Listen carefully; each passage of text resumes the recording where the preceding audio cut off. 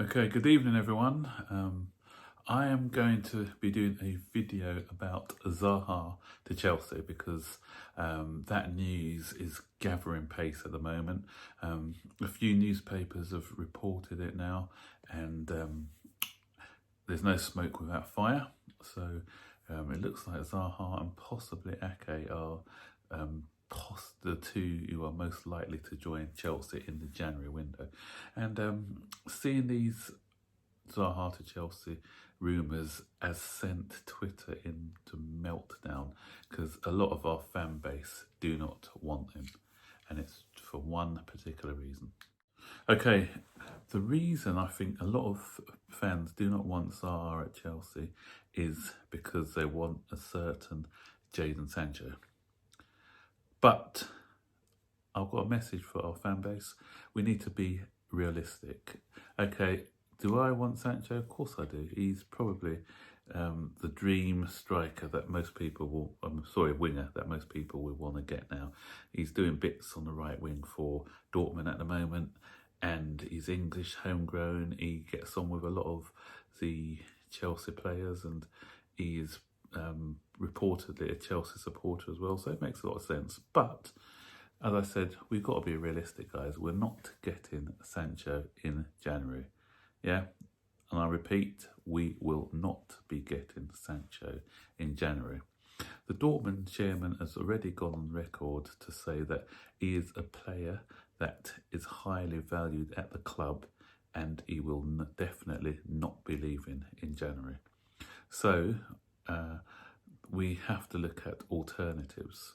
Looking at alternatives does not mean that we've shut the door on Jadon Sancho. And so an alternative being Wilfried Zaha. So Frank Lampard said after the game on Tuesday that Chelsea lack a player who, similar to Hazard, the skill set of Hazard, who can make things happen when the team are struggling, someone who can create things. Obviously, we all know that Zaha is not in Hazard's class, but he is the main creative force for Crystal Palace, and he is the one that makes things happen for them.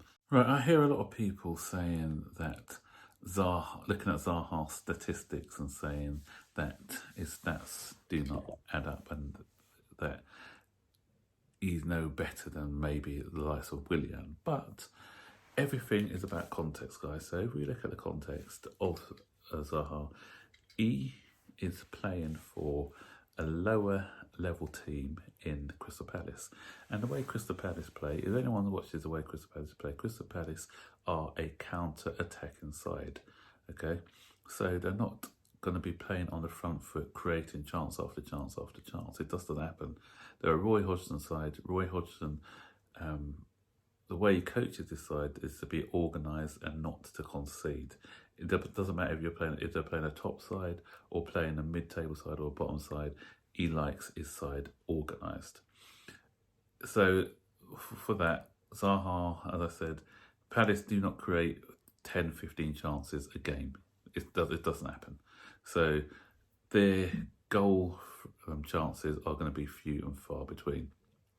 So you cannot look at the stats and say, oh, because he's not scoring a lot of goals for Palace or creating, that he's not going to cut it at Chelsea.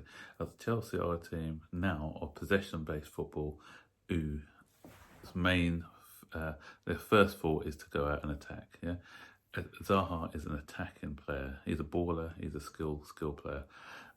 And am I advocating for Zaha? I'm not against the idea. I wouldn't want to spend 80 million. I think 80 million is too much, but sometimes you've got to go with the going rate. And I like to judge a player when he's there. I don't want to write off a player just before he comes. I still pride myself on that video that I did about Tammy Abraham when everyone was dissing him. Some people were dissing Tammy Abraham. All is attacking was as timid as a lamb, but now he's proving to be the main man, banging in the goal. What you saying now, fam? Saying that he wasn't good enough, and look at him now. Look what he's doing. Look at the numbers he's putting off. So, for me, my motto is, and it always has been, is to give a player a chance. I don't knock players until maybe if they've gone 4 or 5 months without doing anything, then I'll say, okay, was that the right move? But everyone's got a clean slate for me, and I always like to give everyone the benefit of the doubt, and I think everyone else should be giving people the benefit of the doubt. If he's putting in Williams figures 2 seasons later, then yeah, we can say it's a bad deal. But it's the unknown, and we do not know the unknown. There's a lot of so-called experts out there who already predict how we'll do. Oh no, we're not going to be any good. We're getting an average player or whatever. They don't know. They do not know. We can get in Sancho. Sancho could, because he's playing in the Bundesliga, which isn't as physical as the Premier League. Okay, he's played youth team football in the Premier League. We do not know how he'll perform. So again, we'll be going into the unknown. So it's the case of too many experts on there just getting really emotional and not really looking at the bigger picture.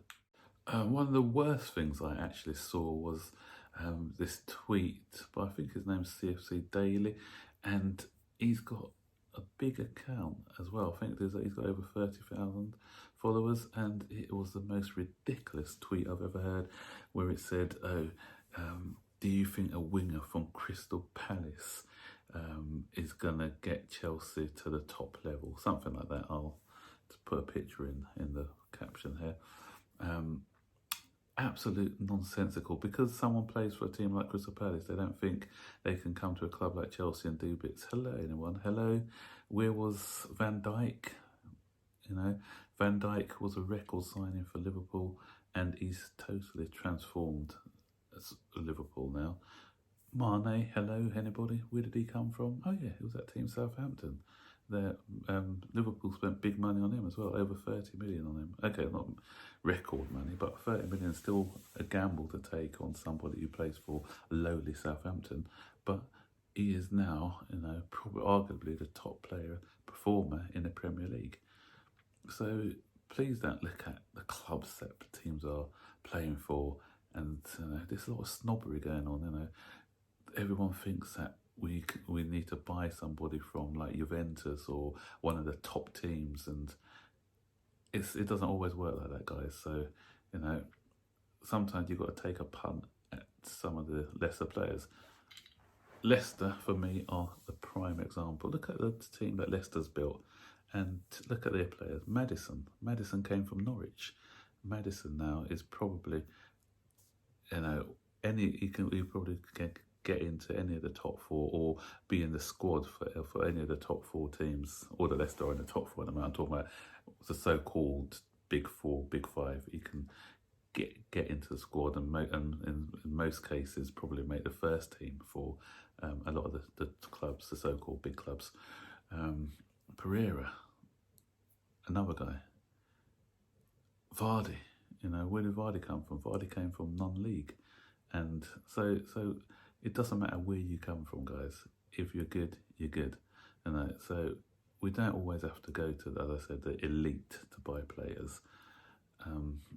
There's rich pickings to be had from some of the smaller clubs as well. So can we stop this nonsense? And the thing is, going back to Twitter as well, where we've got these big accounts, a lot of people are like sheep as well, because this tweet comes from one of the big accounts. There's lots of people who just jump on the bandwagon and listen to the nonsense that these accounts are spewing out and taking it as gospel. Come on, guys, you need to think for yourself, and don't just follow like sheep. It's just embarrassing.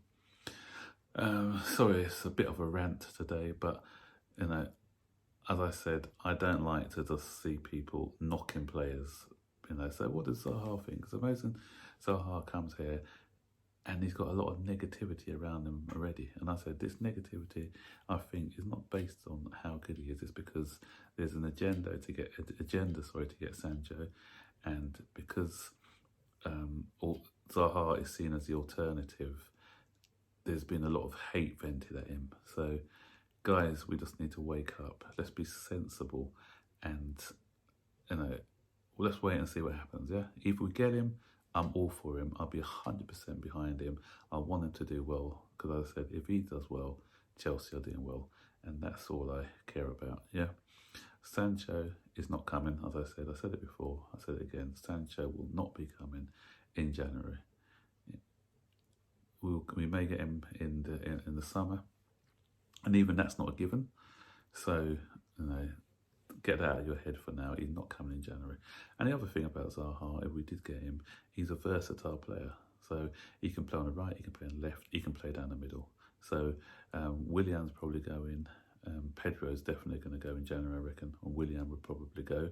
So that still leaves a space for another winger. And Sancho can come in and fill that spot. So there's room for both of them, guys. So please, please, please, let's stop all this nonsense and let's just back the club, back Frank, and back, they know what they're doing. And let's see what happens. So guys, don't forget to like, subscribe, turn on all notifications, and I'll see you on my next video.